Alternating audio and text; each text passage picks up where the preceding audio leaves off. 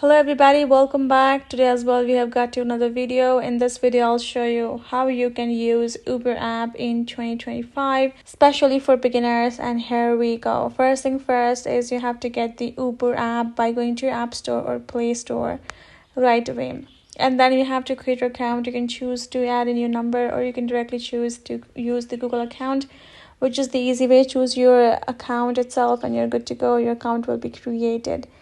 Now the thing starts. You have two options, which is ride and food. You can use it for. You can tap on ride over here and add in where to ride, and once you have chose the location, it should give you the information regarding your ride, and you can also add the stops, but for me it's not available in my country. I cannot show you the process. That's how you can get your ride, by adding in your, and you can also check up your pickup now or later. You can reserve it like twice as well. Next up is food.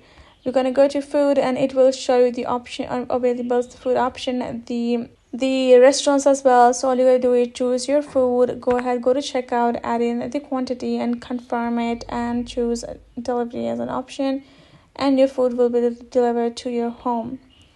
Next up, you have services section, where you will find the services, which is the ride and food. You can go to activity to check out your deliveries, your past rides and everything, and go to account, where you will find your account. You can contact the help. You can check out your wallet, right? You can check out your activity over there. You can go to settings, where you will be able to check out the add home section. You can add home address, work address, gate shortcuts, privacy, appearances, light or dark mode according to your requirement, and you can also sign out of it at the bottom and check further basically how you can use your Uber. Hope this video helped. Thank you so much for watching. I will see you guys in our next video.